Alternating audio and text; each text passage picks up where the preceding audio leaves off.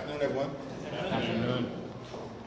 Donald Trump and House Republicans have now shut down the Department of Homeland Security for more than 70 days because Donald Trump and Republicans want to continue to drive their extreme immigration agenda and violent mass deportation machine led by ICE down the throats of the American people.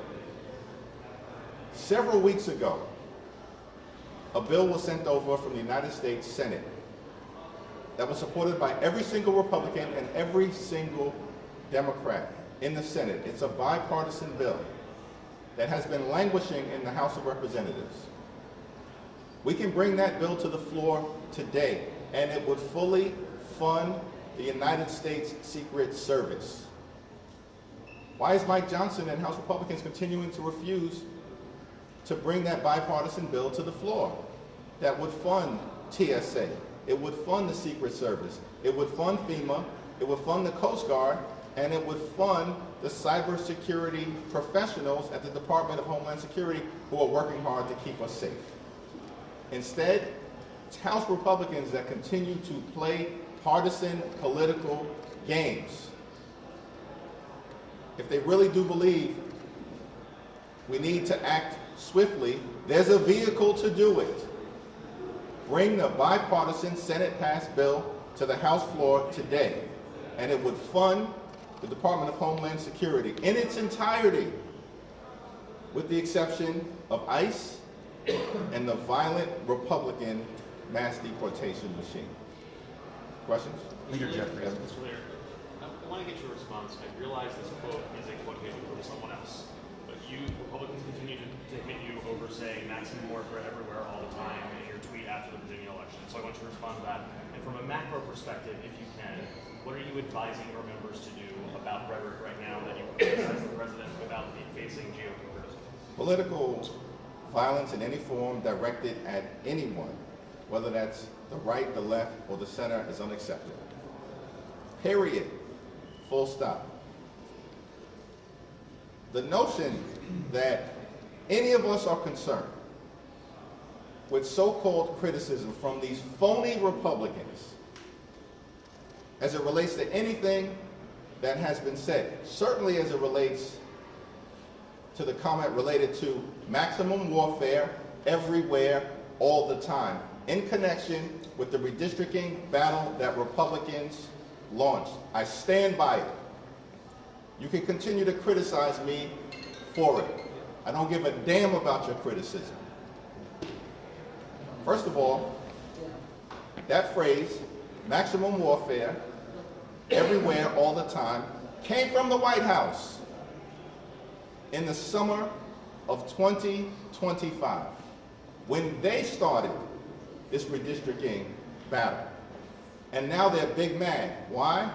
Because Democrats have decided to finish it. Get lost. Leader Jeffries. Can you characterize the fractures between the United States and the United Kingdom?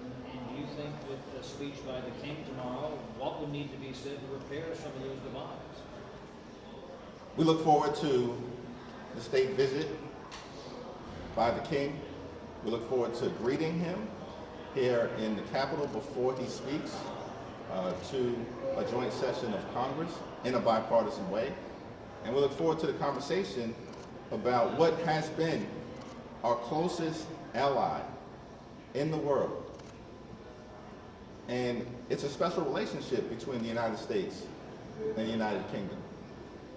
That toxic Republican policies over the last 15 months or so are eroding.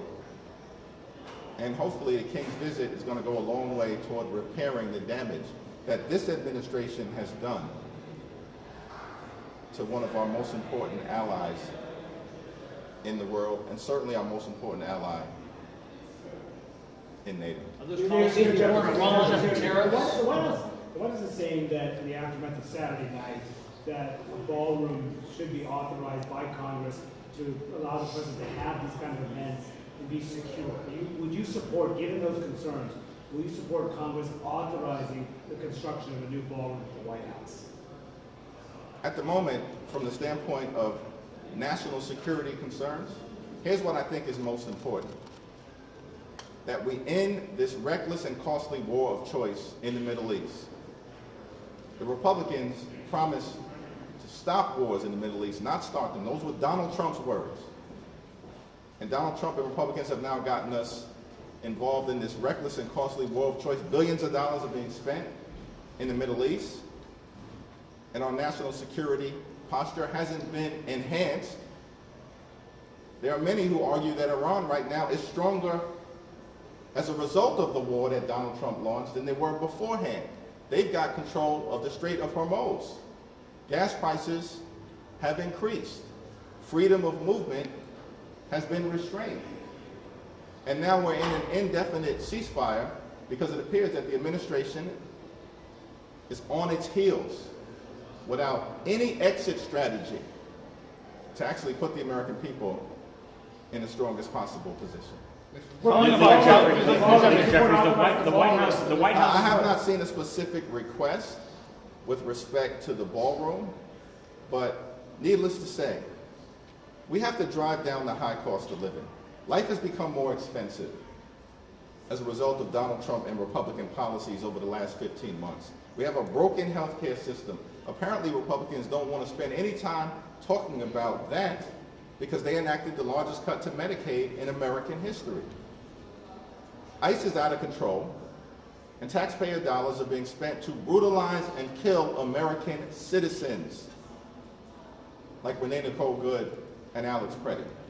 And we have a reckless and costly war of choice that's spinning out of control in the Middle East. These are the things that we should actually be focused on, not a vanity project that resulted from the destruction that was unauthorized of the East Wing of the White House. Mr. Leader, Thanks. Leader. Thank you, Mr. Leader. I saw your statement on the Florida map, and I'm curious, were you surprised that the map was so aggressive that the DeSantis will have forces and stuff set up to, given what you described as Democratic overperformances since Trump was elected? And can we expect you to be as active in pushing back against this particular map as you were in support of the Virginia map? The so-called map, which is a DeSantis dummy mander, actually is blatantly unconstitutional.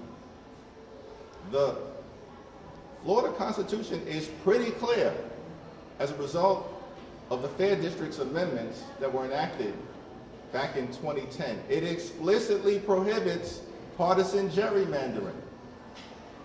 And so what is the reason that in the middle of the decade, Ron DeSantis has come forward with a map that is designed by his own description to add 4 additional Republican-leaning seats? It is blatantly unconstitutional.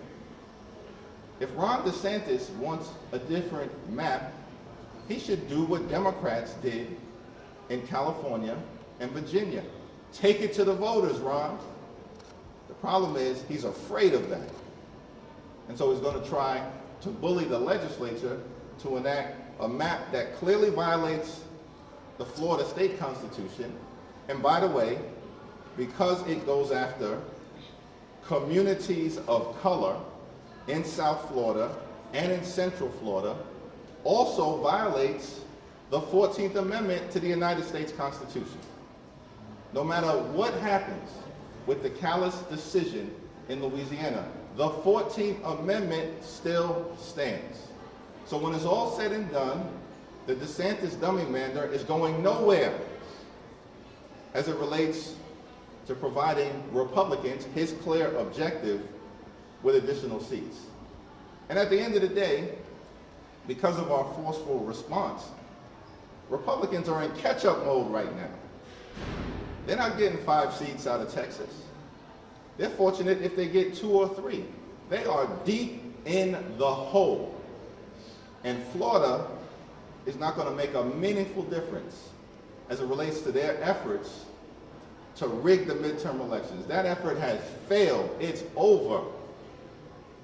And what the DeSantis dummy mander might lead to in the first instance is that based on our analysis of the map, there are anywhere between 3 and 5 additional seats that Democrats can pick up.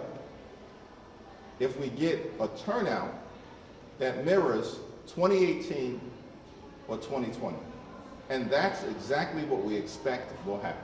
Mr. Leader, I know you said you stand by your comments. At the same time, you have been the subject of threats as well. So with respect to this comment about maximum warfare, even if it's about redistricting, why not tone down the language here in this moment? I think that what's interesting to me, as you pointed out, is that the so-called White House press secretary, who's a disgrace, she's a stone cold liar, had the nerve to stand up there and read talking points being critical of statements all taken out of context that Democrats have made, and didn't have a word to say about anything that MAGA extremists have said or done, including providing aid and comfort to violent insurrectionists here at this Capitol on January 6th, who brutally beat police officers. The president then pardoned those violent rioters, many of whom have gone back into communities across the country to reoffend. And as you pointed out, one of whom threatened to kill me. He said, kill the terrorist. Where did that language come from? What Republicans use that language? Why did that pardon MAGA extremists, violent insurrectionists, choose to use the language of terrorism directed at me when he threatened to kill me at an event? And so how can we take them seriously when they raise these partisan attacks and completely ignore the fact that a lot of folks, including Governor Shapiro, his home was attacked by an arsonist when he and his kids and wife were there. And this so-called White House press secretary wants to lecture America and lecture us about civility. Get lost, clean up your own house before you have anything to say to us about the language that we use. Leader Jeffries, real quick, some of the Jeffrey Epstein survivors are back at the Capitol today. What will a Democratic House majority do to see them get justice, to see the violators be brought to justice? We want to continue to make sure that we lift up the Epstein survivors in their quest for transparency and accountability, and to end the cover-up that many of them have said they fear is underway. Leader Jeffries.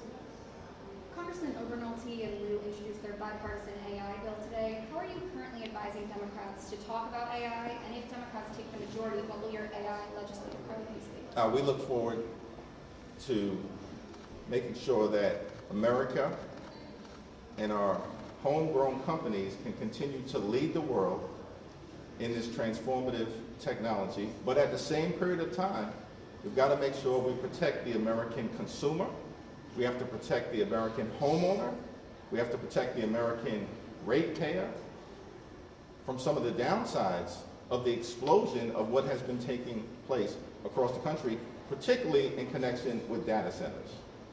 We've maintained from the very beginning, as House Democrats, that we want to support innovation, excellence, while at the same time making sure there are guardrails to protect the American people. Leader Jeffries, the alleged gunman made a reference to the president as a pedophile, a rapist, and some of your own members have made some very similar comments on the House floor. You don't think that perhaps this may have been, these comments may have incited perhaps this alleged shooter? I haven't had an opportunity to read the manifesto. The defendant should be prosecuted to the full and complete extent of the law. After this weekend, are there any changes to member security being discussed? After all, there were a number of members without details assigned to them that were there, and are there specifically for events that are maybe not on federal property that have a lot of members there? We need to continue to review in a comprehensive way the security measures that are being taken to ensure that members of Congress, whether those are Democrats, Independents, or Republicans, are able to do their jobs safely so they can do their jobs effectively. We've made a lot of progress in this regard since the events of last summer, beginning with what tragically occurred in Minnesota, and have now increased supplemental security funding to $20,000 per month as available from the Sergeant at Arms office. And we'll continue to evaluate, hopefully in a bipartisan way, the steps that we can take to ensure that public servants in this increasingly violent political environment are able to do their jobs. We embrace the fact that everybody should take the temperature down. We're just not going to be lectured by extremists on the other side of the aisle who are looking directly at the camera and then lying to the American people. Mr. Jeffries, question on defense. Hakeem Jeffries will be up here this week asking for a $1.5 trillion defense budget. Is that something Democrats can support? Pete Hegseth should be fired. On FISA, do you expect any level of Democratic support for the rule tomorrow, and have Democratic committee leaders been brought into the conversation enough to expect any level of Democratic support for the reauthorization itself? The problem that continues to exist as it relates to FISA, which in the abstract is an important national security tool, is the concern that many Democrats have, including myself, that this surveillance mechanism could be abused by the likes of individuals like Kash Patel and the acting attorney general. These people have weaponized the criminal justice system, and they simply cannot be trusted to protect the privacy and the civil liberties of the American people. So we'll see what happens on the floor this week. Here's the one thing that we know is not happening on the floor this week. Republicans are doing nothing to lower the high cost of living. Costs in this country continue to go up, gas prices out of control, housing prices out of control, health insurance costs out of control, and Republicans continue to do nothing to make life more affordable for the American people. They would rather talk about vanity projects or try to fan the flames of hatred against the people that they perceive to be their political adversaries. Thank you.